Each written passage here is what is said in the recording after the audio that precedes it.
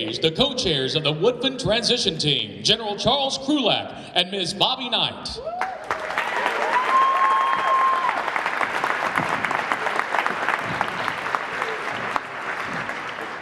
Well, let me first welcome everyone here to this very, very special event. We deeply appreciate your attendance tonight. Let me say that again because it's so heartfelt. We deeply appreciate your attendance here tonight.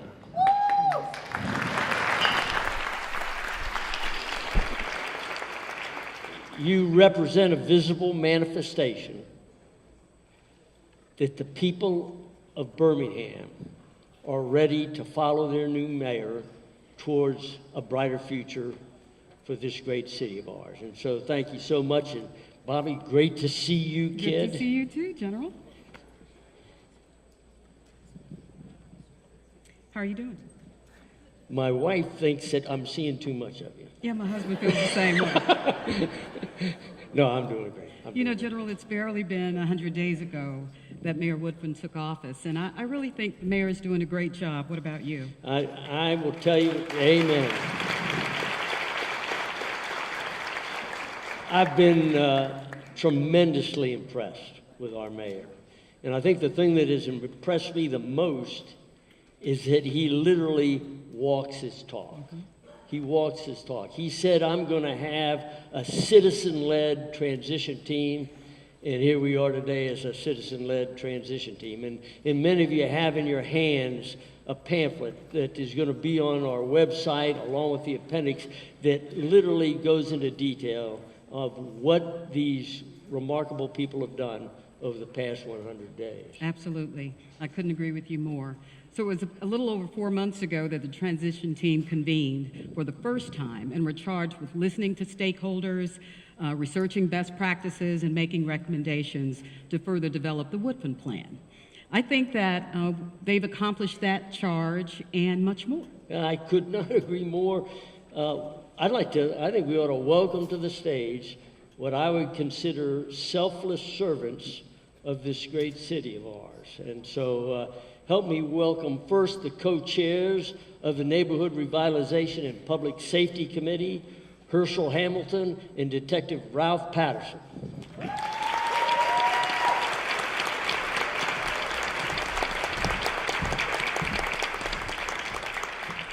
Next, we have the co-chairs of the Education and Workforce Development Committee, Mr. Fred McCallum, Dr. Lisa Herring, and unfortunately, Dr. Perry Ward could not attend this evening due to a prior engagement, but please welcome Fred and Lisa.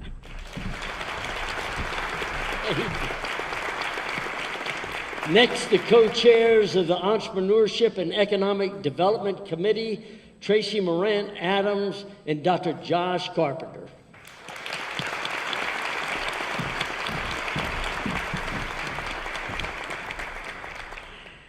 So next we have the Transparent and Efficient Government Committee, Annie Allen and Daniel Coleman.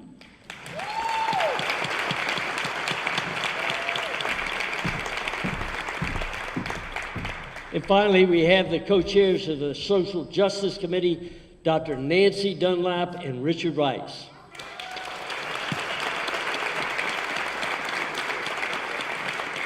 Now, that's everybody. That's the chairs of the transition team.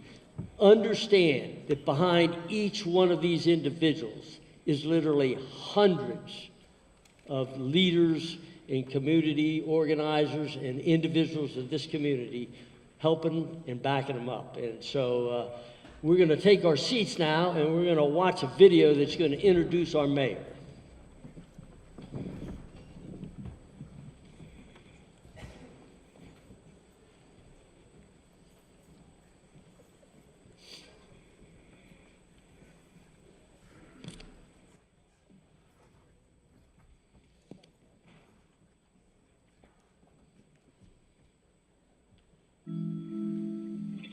I personally don't define Birmingham as downtown. Right. I define Birmingham as its lowest quality of life neighborhood. So yeah, it's a tale of two cities, man. We got this pocket growth downtown. Mm-hmm. People are excited to be downtown. You know, you have all this entertainment in people wanted to come into the city to be entertained. I'm cool with that. But we're not taking care of the people that actually live in the city at the same time. And that's not gonna come from your mayor's office. I don't know where she's gonna get it. Somebody has to lead that conversation. As a city, Birmingham is at a pivotal time for how it chooses to address the needs of its citizens and prioritize those issues that will have a direct impact on an improved quality of life for its residents. But what I truly believe in is the spirit of the city of Birmingham. What I truly believe in is the people of Birmingham. They just want to feel safe on their own porch and in their front yard. Rest assured, we will go to bat every day to make this city safer. The funny thing about calling Birmingham the Magic City is that the beauty of magic is that it's sensory and cannot be explained. The most incredible part of watching the transition committee process and attending the meetings has been the energy exerted by all of the people. The citizens of Birmingham are so eager to play a role in the design and execution of the future of the city. Every transition committee that I attended was filled with hope, passion, spirit, and commitment. The energy was palpable. It was magic. I feel this is a great chance to show the world what Birmingham is made of. Bridging gaps, filling voids, that's what this is about. Providing new solutions for our generation and those to come. It will take a team effort to bring about change, and the community must be the center of that change and be a part of the team. I am committed to building our community through servant leadership. That is fully centered around putting people first. Martin Luther King said that the ultimate measure of a man is not where he stands in moments of comfort and convenience, but where he stands at times of challenge and controversy.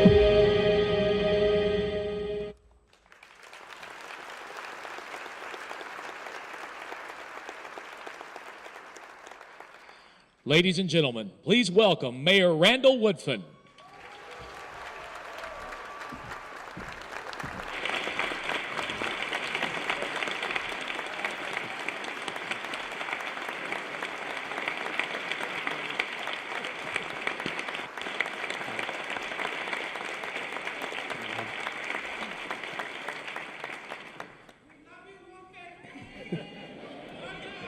Hey, I love you too. Hey, good evening, everyone. You know, for everything I'll say tonight, there's probably nothing more important than the next two words, which are thank you. Thank you to General Krulak, and thank you, Bobby Knight, and thank you, co-chairs. And to each of you tonight, thank you for being here. You know, this event is not just about my first 100 days in office. Tonight is about acknowledging where we are as a community, to take a pause and have a real conversation about the opportunities and challenges before us.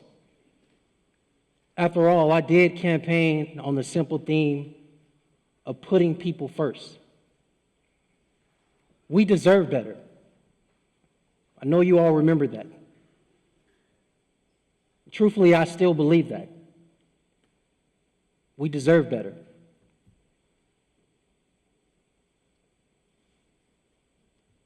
Over the last 100 days, we've had the opportunity to continue to listen, collect information, and gather information. And today, like you, I'll soon actually take my seat and listen to these co-chairs and the information they've gathered and collected. Well, they will provide us some recommendations on how we go forth and solve these issues. It seemed that every issue we raised during the campaign hit us soon as we took office. And I knew that it was important that I build a team right away to address these issues. And so I gathered community leaders, experts in the field of addressing these issues. But at the exact same time, I built an executive team that was committed to making sure we push the needle on these issues. The first thing we did when we took office was to set the course around a mission, theme, and values, and to make sure that our employees could embrace what it is around customer service, efficiency, effectiveness, transparency, and accountability. Truthfully, we agreed that it was important to put people first.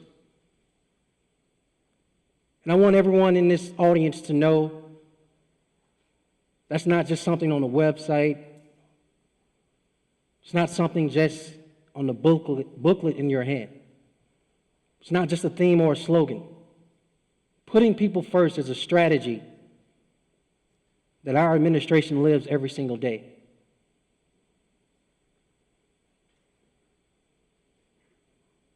But here's what you got to know, y'all. We can't keep doing the same things and expect different results. So,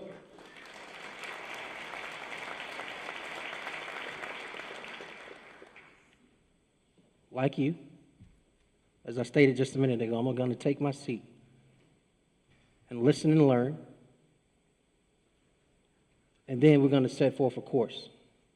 General, if you don't mind, kick us off, sir. I will indeed.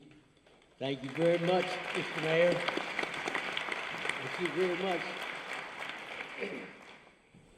Herschel and Ralph, you all were given probably one of the most incredible tasks assigned, and that was to look at neighborhood revitalization and public safety. And I would like to kind of get a sense of the process that you went through and then some of the recommendations that you've come up with. General Krulak, most people approach neighborhood revitalization through the lens of where and how they grew up. And I think that was the case for most of the people on our community. And I'll use myself as an example. So I grew up in both the Titusville and Smithfield communities. My parents lived in Titusville. My grandparents lived in Smithfield. Those neighborhoods were mixed income neighborhoods. They had doctors, lawyers, janitors, lunchroom workers, train drivers. They had so many kids in those communities that each street had a team. And they had good neighborhood schools. I went to West Center Street Elementary School. It was 2.5 blocks from my house. I walked to school every day. And the cool thing about that was the teachers lived in the communities too. You know, most of my teachers, I really couldn't get away with much because they lived in the neighborhood as well.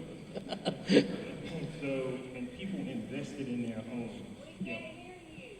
So people invested in their homes. All under the watchful eye of neighbors. So over the past 40 years, a lot of things have changed in neighborhoods throughout the city. And the best way to get a handle on that change is to look at the demolition and housing production maps that we had produced, which demonstrate that just within the last 10 years, roughly 1,700 homes have been demolished, and only roughly 400 structures have been built.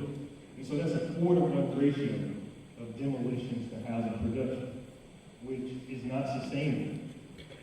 And so our committee agreed that we needed to look at stabilization in neighborhoods first, and then begin to plan for revitalization. And so the key element of stabilization is public safety as well as housing production. And we all agree that the highest priority related to stabilization is addressing crime. And Detective Patterson can speak to that. Good evening. The other committees all have a role in public safety. And so, education and workforce development, entrepreneurship and economic development, transparency and efficient government, and social justice all have a role in public safety. In a traditional sense, public safety is usually viewed as responsibilities of the police and the fire department. But without a comprehensive approach, it becomes virtually impossible to design and implement a long-term and sustainable public safety approach with the eradication of crime and disorder. So Public safety should be the primary responsibility, once again, of the police and fire departments. But it is also an aspect of the other city government departments as well. You have community development, economic development, the finance department, fleet management, municipal court, parks and recreation, planning, engineering, and permits, and traffic engineering. Some of the best practices for police departments and fire departments across America. We looked at the Denver Fire Department. We looked at the Los Angeles Fire Department. We looked at New York, San Diego. We looked at the state troopers in our state, the Austin Police Department, Charlotte Mecklenburg, Jacksonville Sheriff's Office, the Los Angeles Police Department, and more. Of those departments, they all had a best practice that was similar. They embraced diversity. They treated every customer with respect, compassion, equality, and fairness. And they worked in a way that builds community trust and support. They sought opportunities to work cooperatively with other jurisdictions and groups to improve efficiency and effectiveness with their customer service. And they utilized resources and technology carefully and effectively. They pursued grant funding from all sources as appropriate to provide public safety services. The chief of police and the fire chief in our city, with your support, must promote diversity in their recruitment, bias training, and they must foster community involvement. With accountability and transparency, there always has to be evaluations. The Birmingham Fire and Rescue Service and the Birmingham Police Department, we saw yesterday another active shooter incident. And with that, they need annual training. They also need the techniques, the recognition of certain explosives, and they need medical assistance preparation for those that may be involved. As we look at this, neighborhood involvement is always imperative. And being involved, the police department in all 99 neighborhoods is a must. So commitment to community involvement, information sharing, a commitment from the department's management, community support, collaborative problem solving, actionable intelligence, clear goals, transparency and accountability should all be the cornerstones of the Birmingham Police Department, as well as the Birmingham Fire and Rescue Service. Thank you.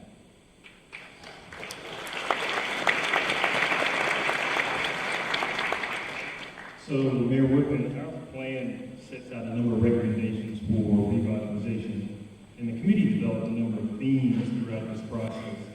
And the ones that we have categorized under revitalization include no more plan. And what that means is people are tired of planning. They want action. Healthy, competitive neighborhoods, because our neighborhoods have to compete for residents, and that's a perspective that we really have to embrace. Covenants, capacity building, and partnerships so that we enable people in communities to be the developers of those communities. And then youth and recreation, because young people are our future and we got to invest in the young folks. So we had one committee, the Healthy Competitive Neighborhood Committee, that made some really great recommendations. They suggested establishing the Mayor's Office of Community Revitalization to incorporate close ties between economic development and community development, and also create a Citizens Advisory Council as well. It also forges partnerships with local universities, regional and national nonprofits, and then also create a revitalization framework so that that department works closely with the comprehensive plan, framework plans, and specific plans that are developed within neighborhoods. So Mayor Woodman, this is that mission impossible moment. Your job, should you choose to accept it, is to help us reverse these ratios that we have seen over the last 40 years. To put in place a solid, stable, actionable revitalization program. Yes, sir. So,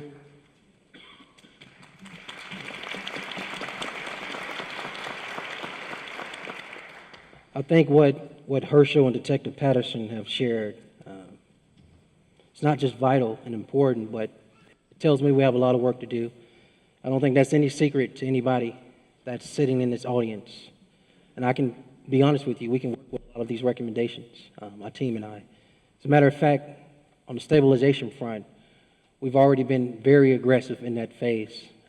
I think in order to reverse the trend, you first have to address these issues. At least it was one of the number one issues that was repeated to me over and over. You have to get rid of these dilapidated structures that are beyond repair.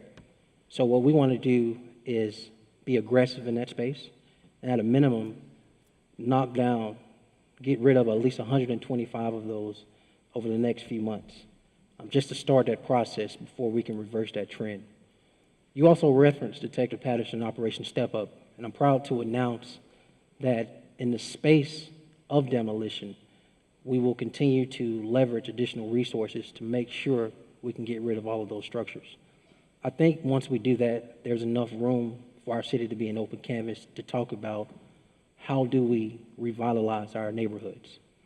You know, part of it is, and I'm looking at all of you all in this audience, we need our citizens as well as our developers to come together over the next 4 years to help us revitalize the city. Part of that is all of us partaking in the land bank process, and with that, I think we can accomplish a lot.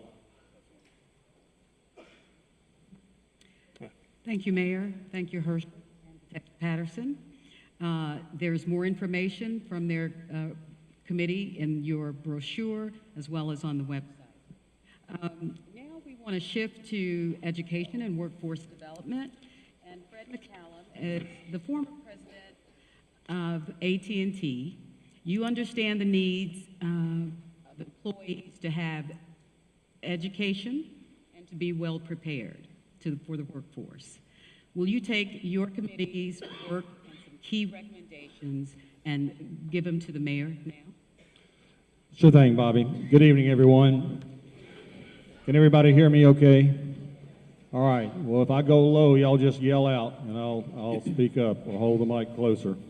It's been my honor to serve as co-chair of this committee with Dr. Perry Ward and Dr. Herring over the last 100 days, where we have been involved really in a journey to get a handle on kind of better understand where we are today in education and workforce development, and then to help organize a lot of ideas that we got, which you will see in the report and the appendices. We got a lot of ideas, and to help organize those so that we can put together some solid recommendations that, Mayor, you can use going forward.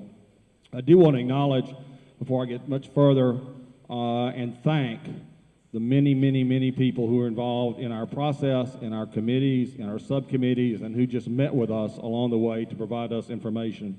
We had most of our major agencies represented, as well as parents, students, teachers, administrators, and other stakeholders that understand that our community and our city is only going to go as far as our children can take us. So with that, I want to offer you an overview of our process. Similar to the previous committee, our ideas as we had our discussion started to focus around several areas of focus, which is where our recommendations also fell within these areas of focus. And that is, first, the need for a stronger partnership between the mayor's office and the Birmingham City Schools. Second, a greater focus on birth through pre-K education for children and their parents. Third, a better integration and expansion of wraparound services that help our children grow and learn outside of school hours.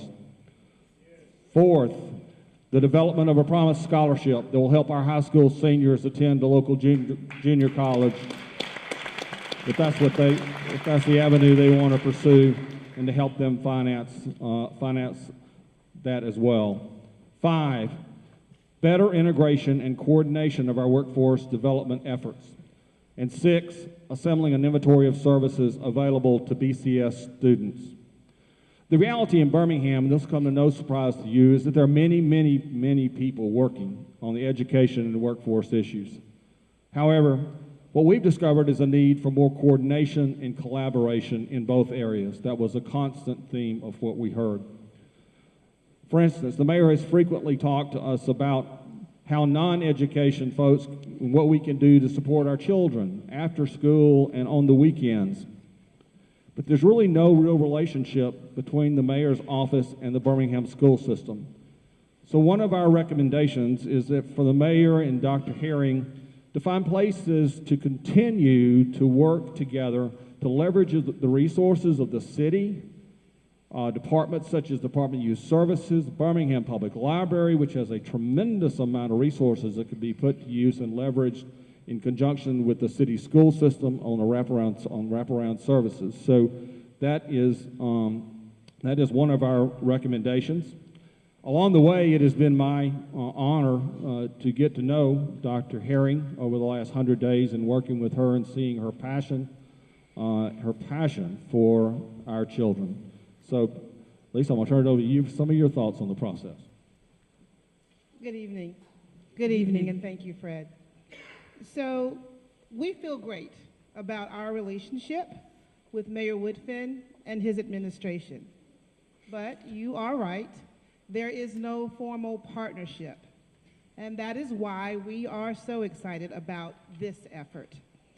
The mere fact that I have been so involved in helping shape the mayor's education agenda is a great opportunity for us to build on, and we will. We will. I was excited to see this committee focus on identifying critical areas such as wraparound services and supports. Those agencies or networks that help strengthen families and provide support systems for our children.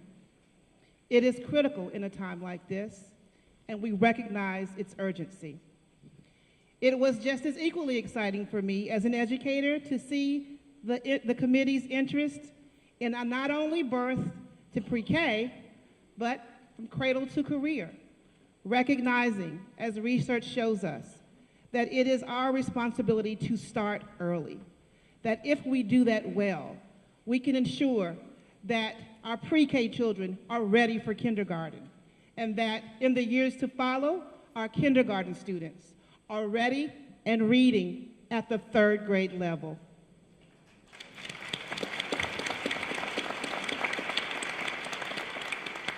As we focus on that, we also recognize that in this partnership, we have a unique responsibility to ensure that not just in the beginning, but also near that phase in when they're prepared for graduation, that we provide for our city of Birmingham work-ready students who have powerful options to choose between college and career.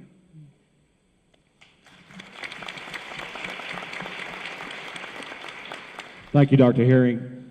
Finally, turning to workforce development for just a moment, we really don't have to look too far to find a model program on workforce development. There's one right down the road operating in Tuscaloosa in West Alabama, and it's called West Alabama Works. West Alabama Works is a partnership between the West Alabama Chamber of Commerce and the Region 3 Workforce Council. And this movement has managed to break down the barriers, and I mean break down the barriers between industry and educators, between our children and good jobs, and has truly built the bridges needed to prepare a workforce to meet the needs of business and industry in West Alabama. We can learn a lot from the successes that they have had. So if you look around at the cities, the best practices that we looked at, to conclude, they consistently reflect a high level of cooperation and collaboration among all the public and the private entities who are so committed to improving the lives of our children and thus our city. In several, the mayor has served as a key convener and leader of the effort for the city.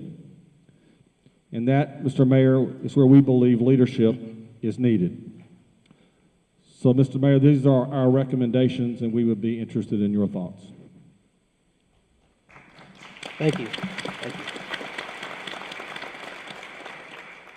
You know, it's no secret that I'm very passionate about investing in our children as it relates to their education. And I like your recommendations, particularly around a more formal agreement and or pact between the actual city hall and the school system. So Dr. Herring, I guess in front of these people, if you're okay with it, I am very comfortable acknowledging that if you can agree, let's make a formal agreement between the actual school system and the city of Birmingham at City Hall that we will actually have a formal agreement to work together.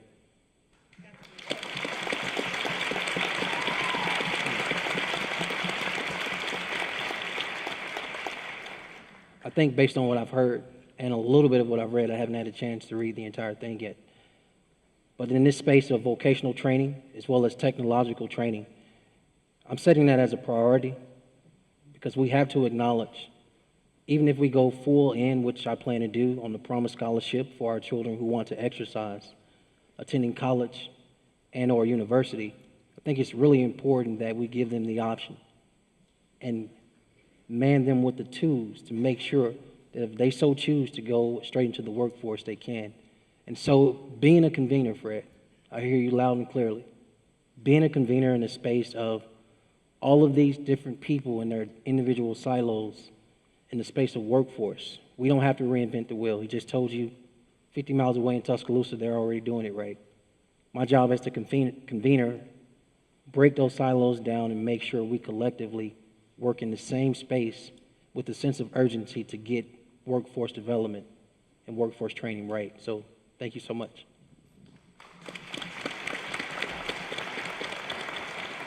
Thank you, Fred. Doctor.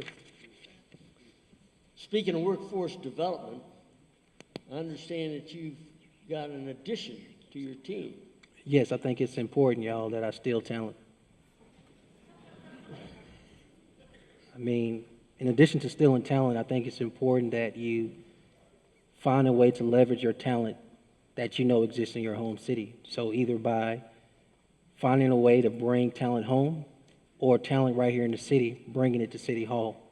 And I'm very excited to say one of our co-chairs, Dr. Josh Carpenter, will be leading our economic development efforts for the city of Birmingham.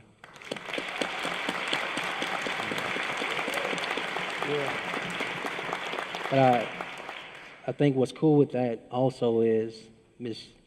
Adams, who is his co-chair, was the former economic development director for the city of Birmingham. So I've been excited about you, Fred, and Dr. Herring, as well as you, Detective Patterson, and my friend Herschel, but I'm very excited to hear what they have to say. Well, thank you so much, Mr. Mayor. And first, let me congratulate my cohort over the last several months and congratulate him on his new role. He's going to do a great job. Mr. Mayor, we are excited to share this evening some highlights of the feedback received from citizens, and there was a lot of it. In fact, one of our clearest insights from this process, which you will read about in the report, individuals are eager to be involved in shaping the city's economic vision. You could feel the excitement and energy time and time again in our meetings as we visited with citizens, with advocates, and also with leaders in the field of economic development. People are hopeful and very eager to participate in both the design and execution of an inclusive economy for Birmingham. Specifically, over the last 4 months, Josh and I met with many, over 200 residents.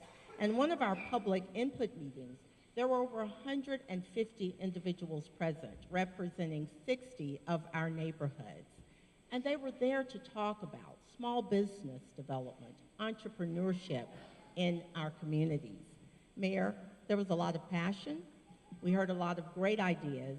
And as you would imagine, there was some frustration. And one of the biggest sources of frustration was the process of starting a business and securing or renewing a business license. In our survey responses, the issue of business licensing was cited as one of the most significant barriers to doing business in the city of Birmingham. And we didn't just hear this frustration during the input session. We also had the opportunity to convene a small group setting with many entrepreneurs, and we heard from them the same thing. I distinctly remember one comment made by an entrepreneur who said, I don't even tell people how to get a business license or to get one. I just tell them to wait until they get the $100 fine. Now, that's a problem. And we know, Mayor, that you want that to be corrected. Currently, the process does not collect data on key performance indicators that the Woodfin administration has deemed very critical. For example, Mayor, we were unable to obtain the number of minority and women-owned businesses that have been granted licenses in Birmingham. So in our report, you will see we recommend streamlining the process through cross-departmental collaboration.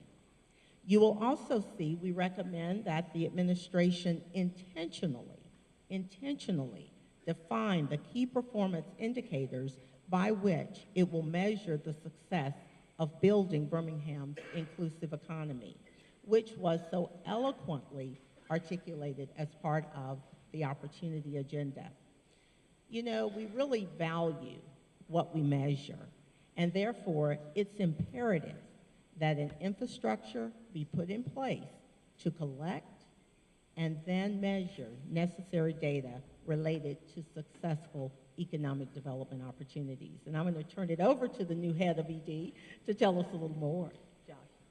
Thank you, Tracy. And I have to say, it has been a distinct pleasure to serve alongside and learn from Tracy throughout this process and with many of you in this room.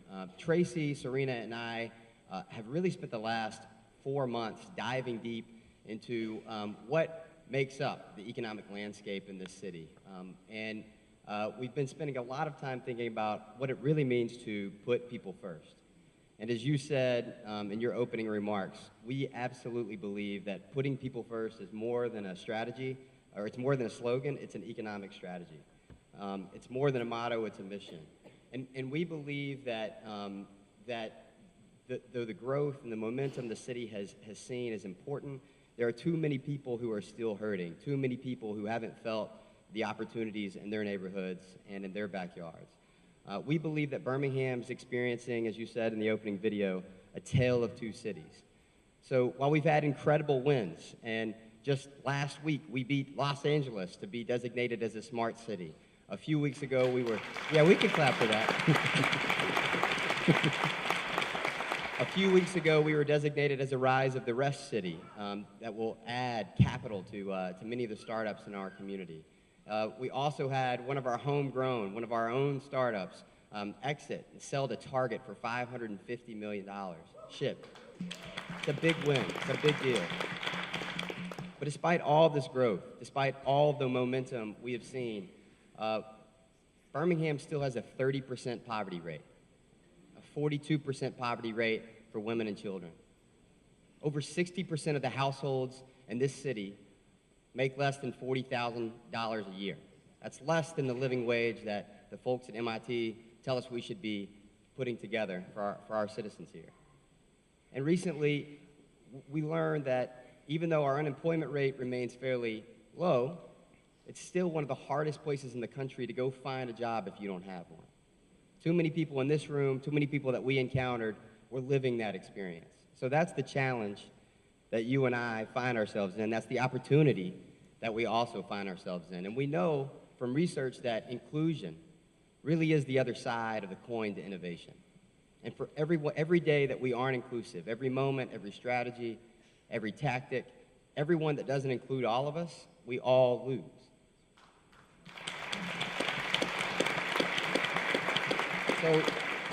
So we firmly believe that Birmingham can be the best place in the world to change the world because it already has been. But in order to do that, we have to lay the groundwork for your vision. We have to lay the groundwork for ourselves as a community to be a hub, a national hub for qualified and diverse talent that fuels prosperity through inclusive growth and innovation. Every strategic goal that we have needs to be anchored in that concept, built upon our distinct industry clusters and occupational competencies in our region. As you know, we live in a knowledge-based economy, and in order to compete in that economy that's more globally interdependent, we have to be relentlessly competitive with talent. The talent that we grow here in our neighborhoods and among our sons and our daughters, but also the talent that we retain. It's already at our companies. That's already working in different places throughout our city. And then talent that we need to attract in order for our city to grow and to compete and ultimately for our citizens to thrive. Mayor Woodfin, that's what we've got for you.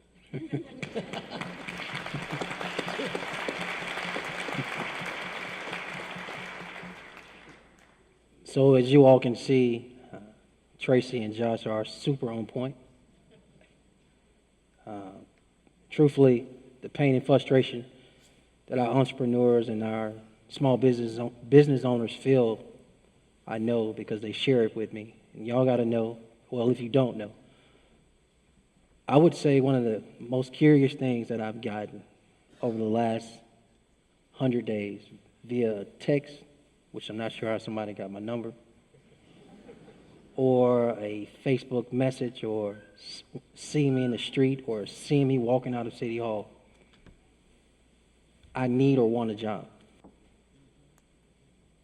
So there's a real struggle in our community in the space of opportunity.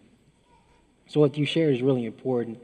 And as mayor, how do I go about creating more opportunities and creating a space for an inclusive economy for people to have the opportunity for employment or for an employer who wants to be here?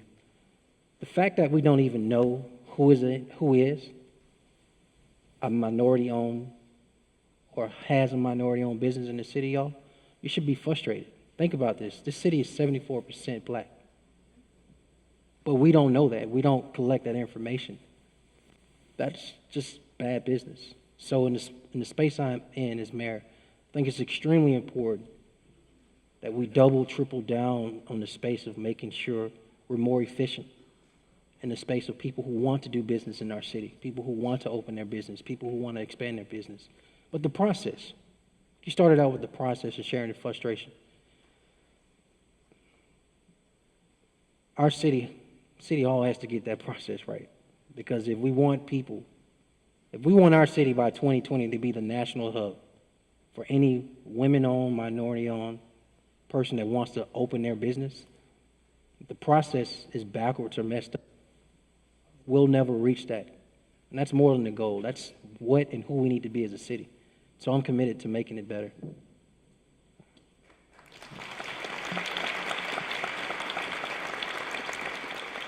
You know what?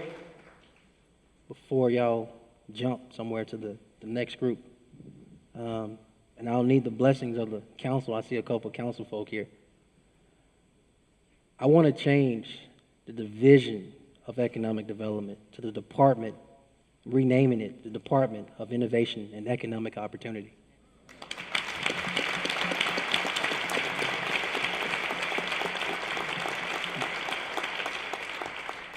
I mean, consider there's a distinction between a division and a department. I think one of the easiest things to see is, I think for a department standpoint, there are more resources, there are more people, and we're more intentional in that space, and it's a priority. If we're going to talk about having an inclusive economy, we need to make this a department. So, good council folk and friend, I'll be coming to you soon.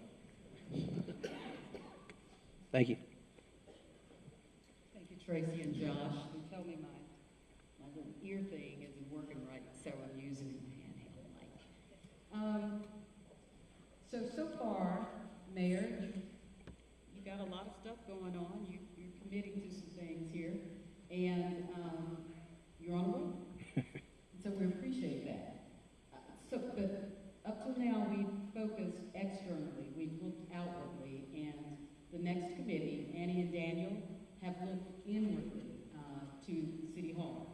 100% of what they've done and what you all have focused on, Daniel, is internal to the departments, divisions, and agencies around City Hall. So, Annie, could you start telling us about your work? What you find? Certainly. Can you all hear me? No? All right. Let me get some lipstick on it.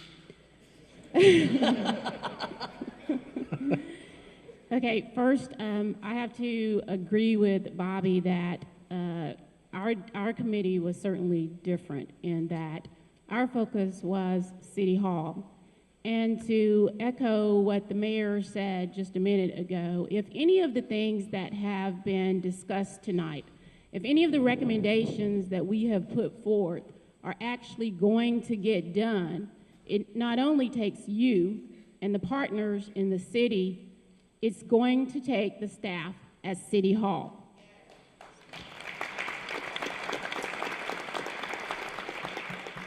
So I want you all to know, first of all, that the City of Birmingham has very committed and very capable leaders in the city organization.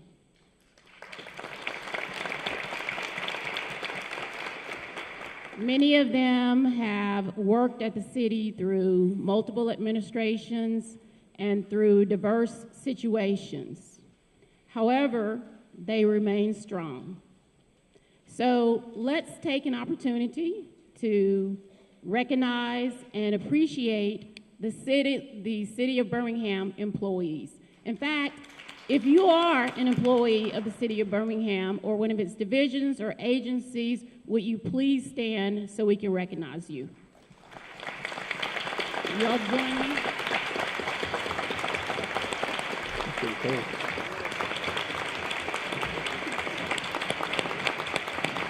Thank you. Thank you.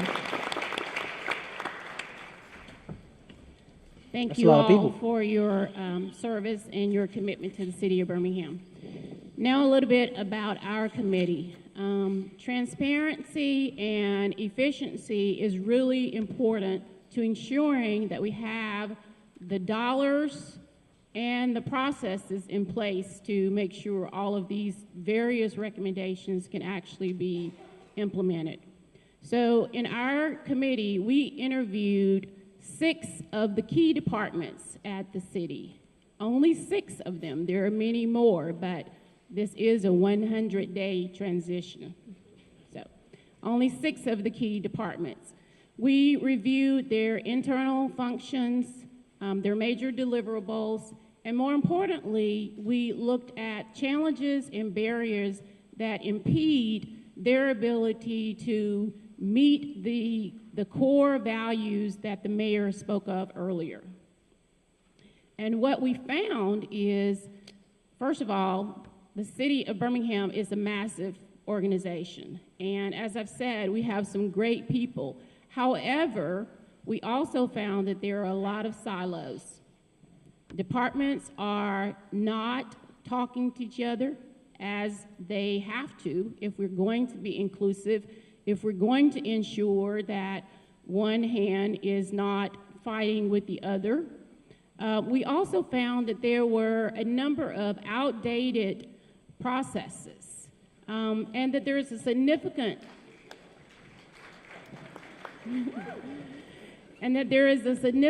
lack of innovation and technology.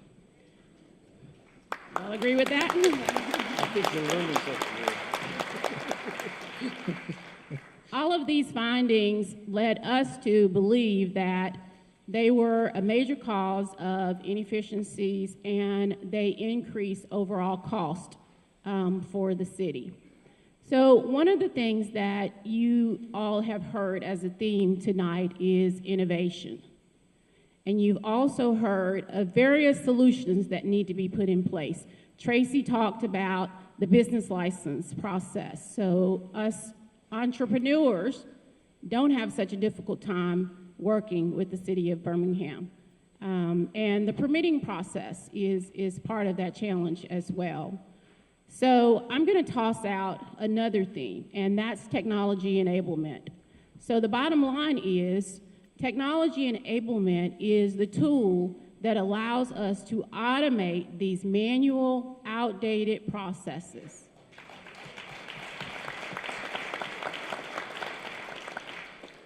In our report, you will see that we focused on some specific challenges and barriers that are faced by City Hall every single day. However, tonight, I'm just going to talk to you about 2 of those barriers, which quite honestly are very low-hanging fruit. One is the city has 3 fitness centers, and those fitness centers today report to Human Resources. Now, we firmly believe that fitness centers should report to Parks and Recreation. Sounds like I have some other believers in the house as well. So in our process, as you've heard earlier, we also looked at best practices. So we looked at other cities around the country and what they're doing in the specific areas that we researched. And best practices around cities back up our belief that fitness centers should, in fact, be part of the Parks and Recreation Department. In fact, we found out that the new trend is that a lot of cities are outsourcing their physical fitness. It doesn't mean that fitness will no longer be a benefit. It actually is a benefit to the employees. However, it's in the form of a membership to a gym or a health club. So that is definitely one of the things that we are recommending and we want the city to consider, because outsourcing traditionally reduces cost. Of course, it reduces overhead, and it reduces liability as well. Another example is the lack of a contracts management solution at the city. As you can imagine, the city has hundreds, if not thousands, of vendors and suppliers. And what that equates to is numerous contracts and purchase orders.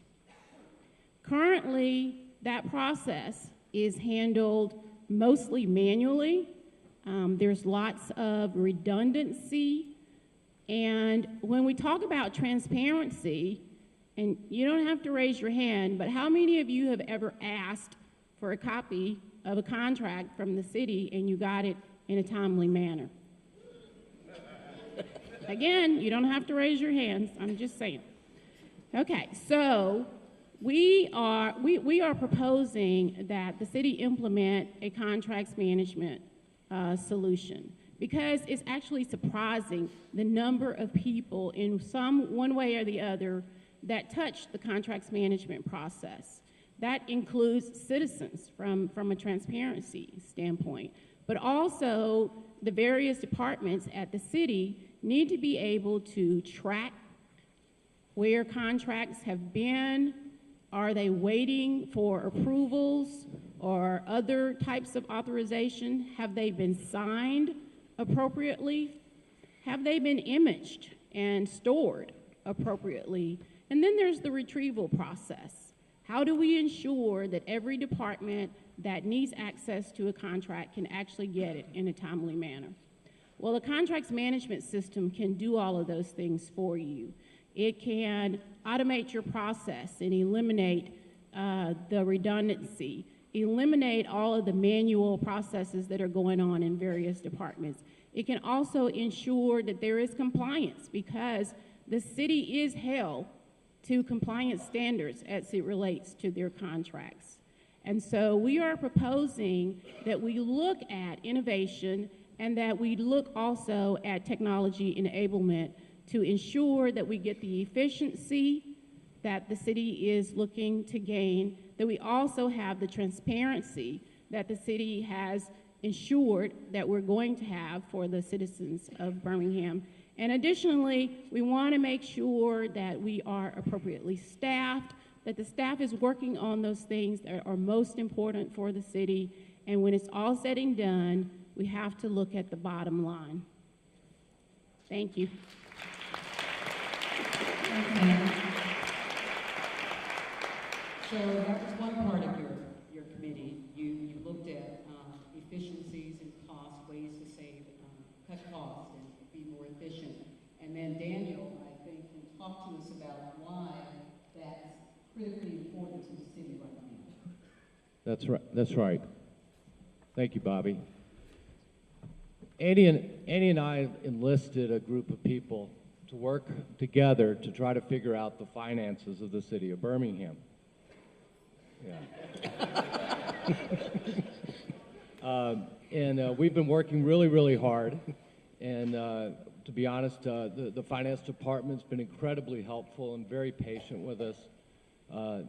We've asked the same question 20 times, and they've been great. The Public Affairs Research Council out at Sanford's been great. They've provided us with a lot of information and data from other municipalities. And we put a lot of effort into this, and I can tell you where we came out.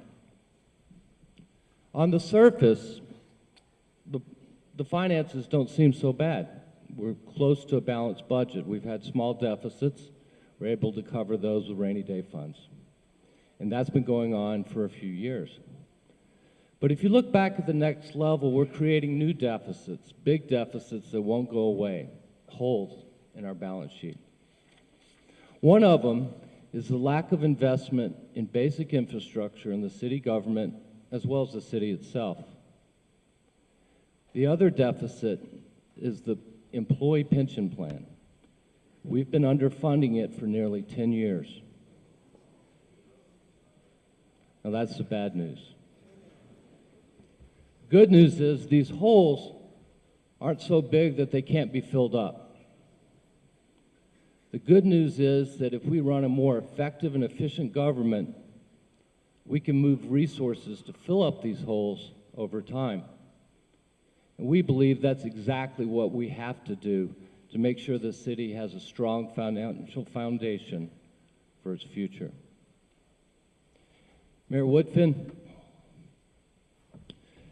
those are our findings.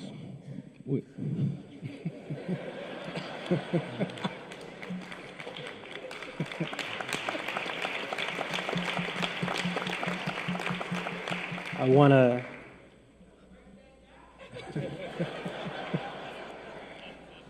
yeah, I see you all have a cold cheerleader out there. Thank you. She said we need to break it down. Let me say this now to Daniel and to Annie. You all have done some extensive work. I know of all the committees. This work has a unique perspective just based on not just the internal piece you spoke of earlier, but we've been doing things the same way, y'all, for probably 30, 40 plus years. And they may not necessarily be working for us as it relates to how we can and should be delivering services to you. So we got to do some things, some heavy lifting on the internal front as it relates to our departments and divisions. But part of your review, I think what excites me is that it parallels with our current performance assessment and audit that we're in the middle of. And I'm sure that we may not be able to do a meeting like this again right away, but when we get this information, it's going to be critical to share internally and to the community some recommendations they will make to us on how to have more cost savings. But we're also excited to announce we'll be engaging with other cities who get it right in the space of sharing information around the space of transparency. OpenGov. I think it's important that we operate in that space as it relates to accountability, as it relates to community development, and understanding the importance of a data dashboard. We got to be able to track what we're doing. Even in the example of if you have an issue in your neighborhood, you call 311. Who right now, by a show of hands, is pleased with 311? Okay? No hands. But you deserve to know the actual process. You deserve to know where's your issue within the line of all these issues. And you deserve a minimum follow through and follow up in a response.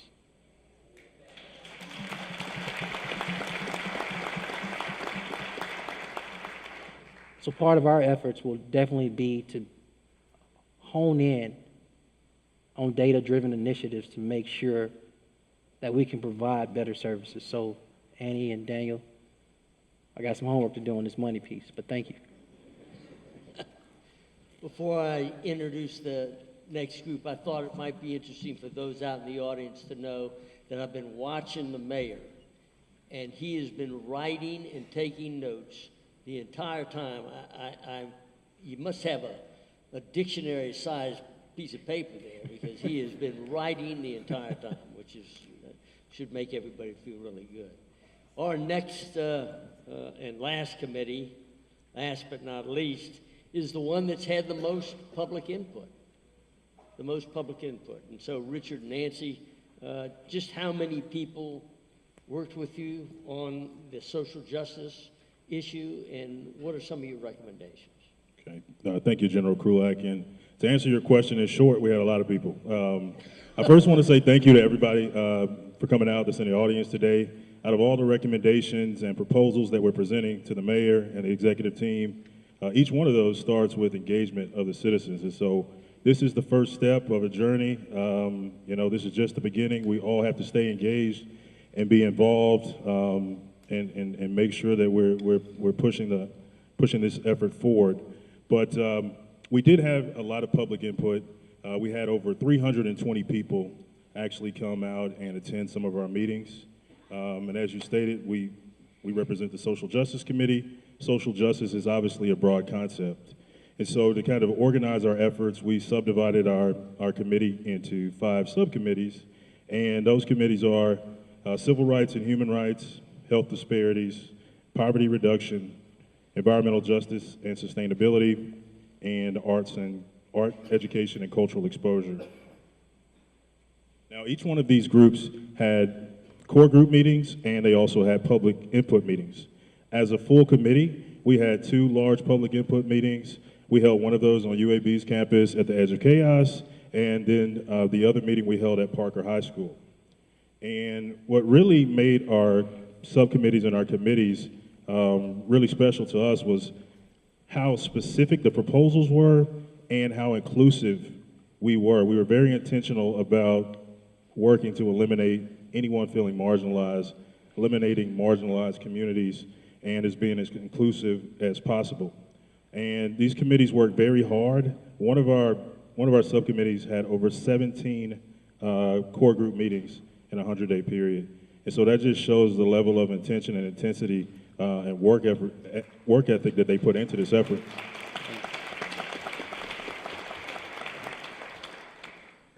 As a result, we had over 25 proposals that we ultimately submitted to the mayor.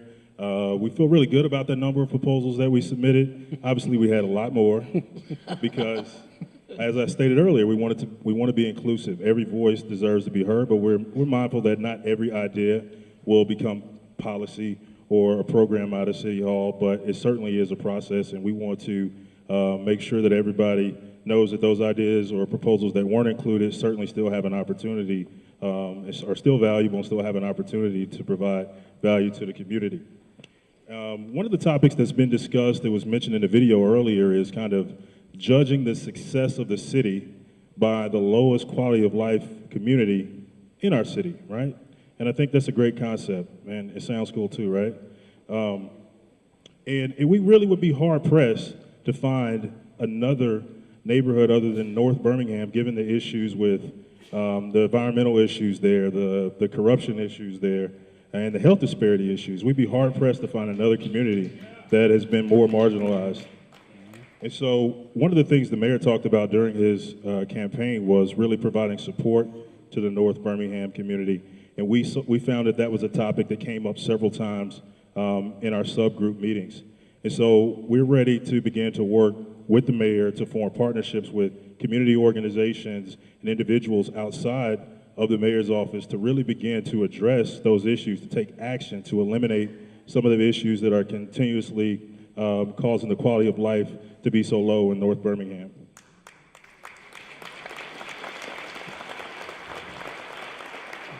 And Mayor, I also want to be sure you know that our Health Disparities Subcommittee was also extremely active.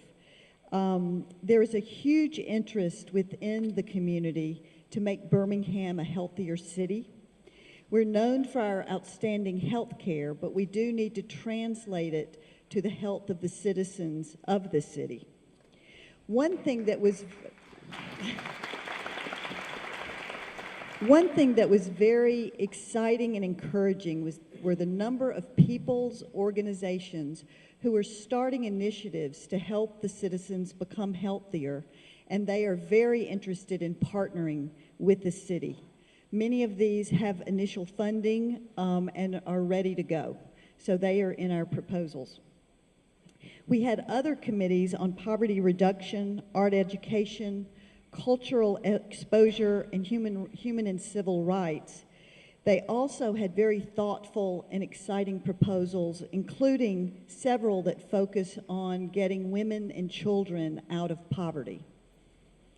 Many of these proposals, we're hoping everyone will look at the website, because we can go and they will be explained in greater detail, because many of them are very exciting.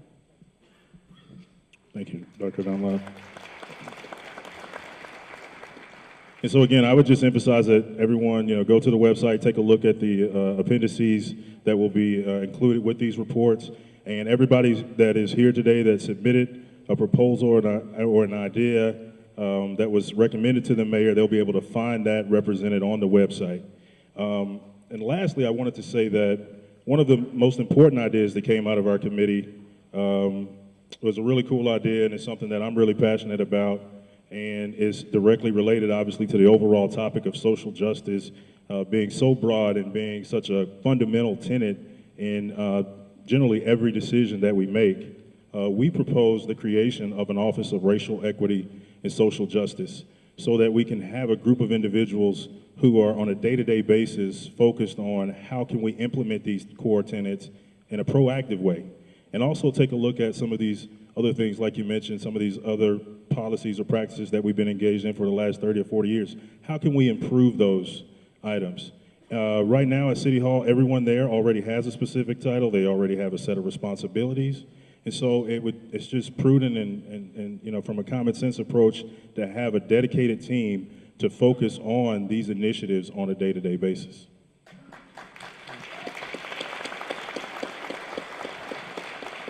Well, Mayor Woodfin, you asked for lots of community input, and I think we got it. So what do you think? I think a couple things. One is this. I think many times people in our activist community, people who are passionate in their individual lane, in the space, a broad space of social justice, believe that elected officials never take the time to even hear them. But I do want those in this space, in the social justice space, to know I not only hear you, but I'm listening to you. And I think in listening, your committee, which is so broad, but all this fire and passion has put me in a space where I know as mayor I have to be so intentional in making sure I give voice, audience, resources, and actual priorities around addressing these social justice issues. So I want you two to know, and on behalf of all the work you've done with that committee, that I will create Mayor's Office of Social Justice. I will do it. I think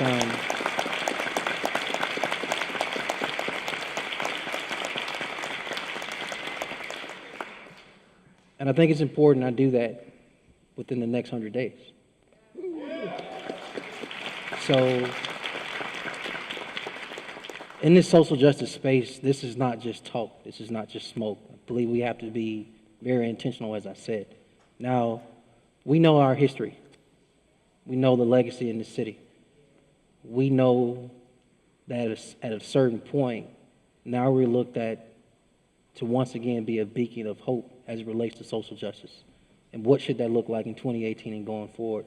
I think the mayor's office has a huge role to play in that, so I look forward to it, particularly addressing the issues of health, equality, addressing the issues of our LGBTQ community, addressing the issues for our Hispanic brothers and sisters, addressing environmental issues, not just in North Birmingham, but everywhere, addressing food apartheid, all of these issues we have to double down on and figure out a way to solve. So this is something we'll create. You're right, it doesn't exist, but we are going to, just like we did with Josh, go pluck and steal good talent to address these issues at City Hall. So thank you. Thank you so much. Now, before we ask the mayor to say a few words, Bobby and I would ask and make one plea. You've heard it time and time again. This document, please read it. Please read it. It's on the website. It has appendices. If you really want to understand the selfless sacrifice, forget about selfless service, but the selfless sacrifice that these teams put towards this community, you need to read this. Now, if I was still in the Marine Corps, I'd order you to do it. But I don't think I'll get away with it now. So please read it. Please read it. Mayor, you're up. I'm up. I think I should get up. Absolutely. You mind if I see this? Yes, you may. It's pretty cool. I got a lot of reading to do, y'all.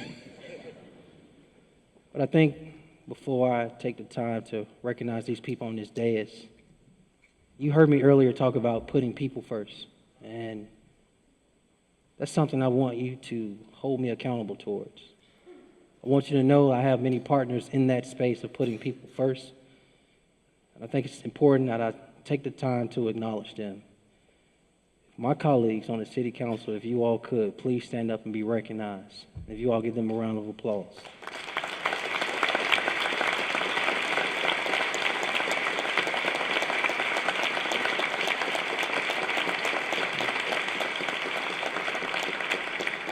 Also, I want to take the time to acknowledge the Birmingham Board of Education school board members who were present. If you all could stand and be recognized as well.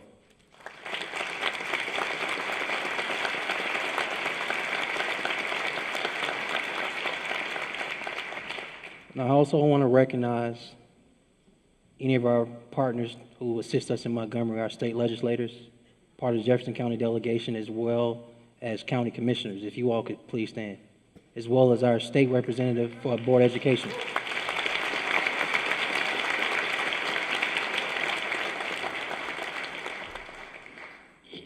All of us collectively putting people first, the actual elected officials who represent you, I'm extremely confident we can get a lot done.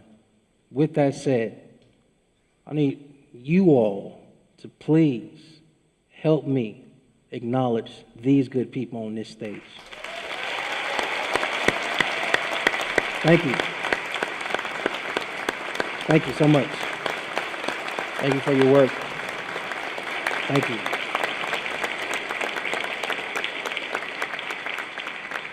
So the general was right. I wasn't just doing scribble and scrabble. I was taking genuine notes. Y'all are giving me a lot to think about. There's a balance here of not necessarily trying to do it all right now, but at the exact same time moving with a full sense of urgency to address a lot of these issues you shared. And I got a good team. Some of them are seated up here. We're committed to making sure it happens. So thank you. Something Josh said earlier, something I said earlier too, about what are we, all of us in this room, prepared to do to make sure, if we know our history as a city, we build here. What are we prepared to do to make sure we attract the next generation of builders? It's going to take a lot of work. So all of us have a role to play in that. So, there's a couple things I got to do before I let y'all get out of here. General and Bobby, if you could, come on up here with me. There's some tokens I want to give out. I need their help. Okay. And before, as they come out,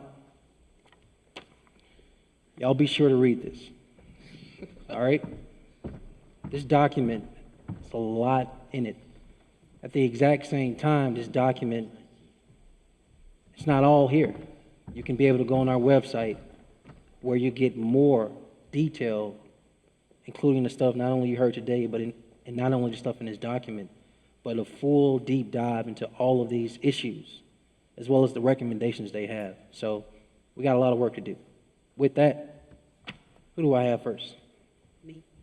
They weren't supposed to bring y'all stuff first. I know. It's cool. We have the freestyle. That's right, freestyle. These are proclamations that I wanted to give to you both to express my gratitude. And thank you. Yeah. Thank you. Yes, sir. So, everybody in this audience has to know that when people who are retired and are actually enjoying their lives, enjoying their significant other and their spouses and traveling, take the time to do and put in this type of work, I'm grateful. So thank you both. Yeah. Oh, he wants to take a picture of us. And we're going to do it without your proclamations. Oh, well. That's all right. All right, team. Come on out here. I think I got something for these good folks sitting down, too. Help me out. I want to bring up first Herschel and Detective Patterson.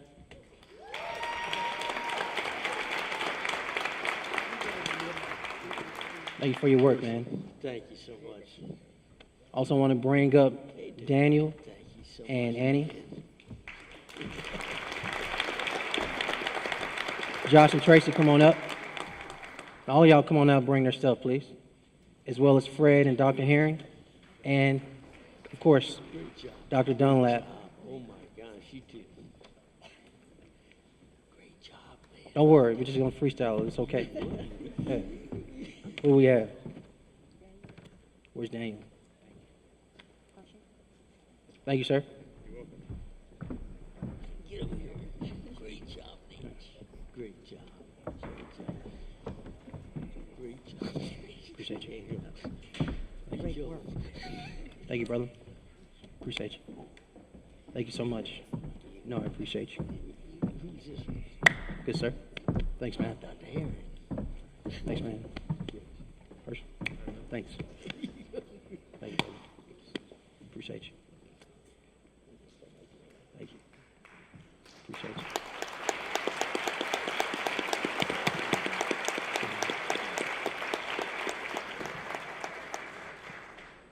Thank you all, and I hope y'all have a good night.